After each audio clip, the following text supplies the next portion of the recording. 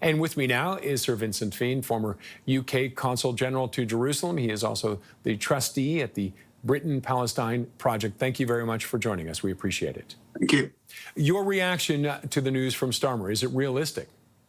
I welcome the recognition of Palestine as a state because I believe that's the best way to get to a situation where we have two states with mutual security and two peoples, Israeli and Palestinian, living side by side with equal rights and mutual security.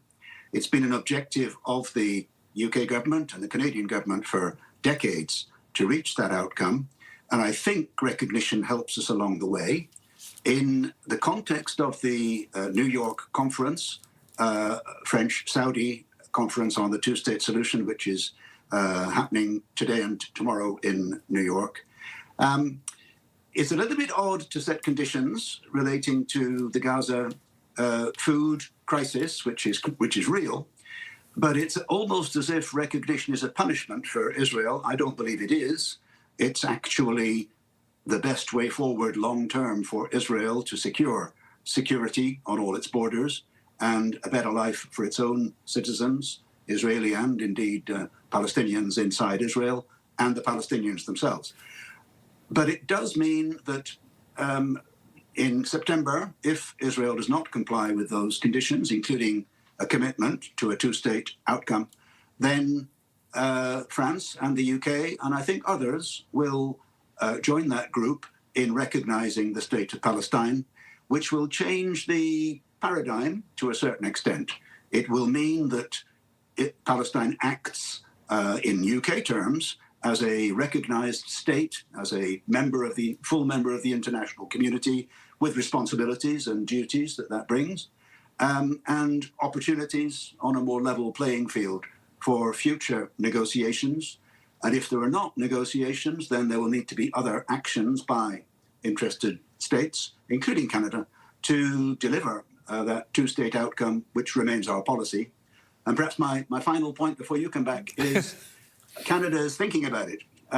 Canada joined France and the UK in thinking about further concrete measures to deliver the food which is so desperately needed and medicines in Gaza.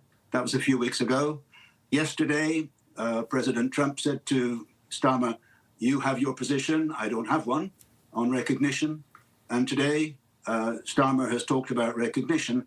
Now, I'm sure Mr. Carney is listening, and also over in Australia, Mr. Albanese, the Prime Minister, is listening quite attentively to the proceedings of today. Now, will Israel agree, or will this pressure be enough for Israel? And also, what about Hamas in this? Okay, Hamas is not relevant to the recognition point because governments, including Canada and the UK, do not recognize factions. We recognize states. So the UK would be recognizing a state which, if you listen to the International Court of Justice, would be East Jerusalem, the rest of the West Bank, and Gaza. The 22% of UK mandate Palestine that is not Israel. They have 78%. So Hamas is not relevant to this recognition question. Israel can be, but Keir Starmer has said that they have no veto over our decision, which is a sovereign decision, would be for Canada too. So Hamas is not directly relevant. The issue that Israel will face is whether to change policy. Israel has a policy of denying the two-state outcome, which is the will of the world, the will of the international community. And they don't have a strategy that I've noticed, that I've identified, for what comes after the clear out, as they hope, of Palestinians from Gaza and the forcible displacement of thousands of Palestinians in the West Bank. What does that look like afterwards? If it looks like apartheid in the West Bank and genocide, or ethnic cleansing in Gaza, then that's unacceptable to the international community, including your country and mine. What happens next then if the UK recognizes, France said that it's going to do the same, Canada maybe comes on board, Israel says no? What would the international community, what kind of rights would the international community have for this then? What could they do? Okay, well, It's unpredictable, but the work going on in New York right now is for an outcome which emphasizes two states as the ultimate aim. That's the Saudi-French conference. It's good that Europe and the Saudis and the global South and Canada are engaged in that process in New York. They will produce a pathway to peace. If Israel doesn't buy it, which is possible, then we have a problem. We've got a problem already, but we have a bigger problem. Then the attitude of President Trump will come into play again. Is he neutral? Is he enthused by the New York outcome, which will come tomorrow, or not? We don't know. What I would like to see happen is that Israel does change tack, because for decades, Israel has said that it is interested in two states with certain conditions. That isn't the current position of the Netanyahu government, which has got some extremists on board, Smotrich and Ben-Gvir, and Netanyahu has not disowned them. In fact, he's brought them in.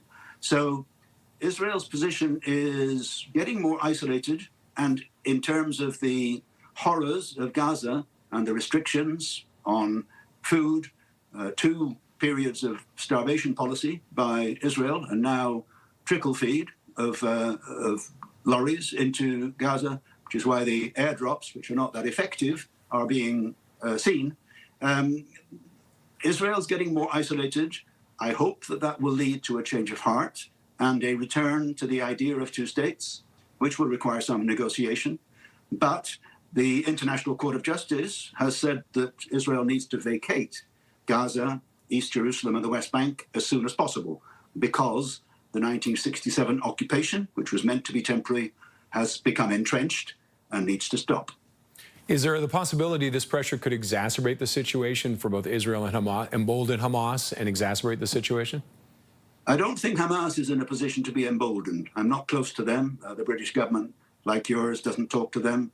But I think Hamas is heavily depleted in Gaza.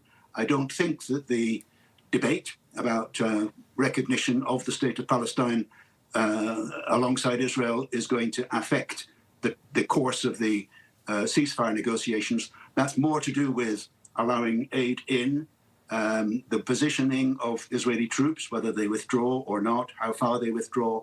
Those are the issues, I think, that have been the stumbling blocks in negotiations brokered by Qatar and Egypt and the US. They remain. They're not directly relevant to the recognition issue. Okay, Sir Fean, thank you very much for joining us today. We appreciate it. My pleasure. Sir Vincent Fean is the former UK Consul General to Jerusalem and the trustee at the Britain-Palestine Project.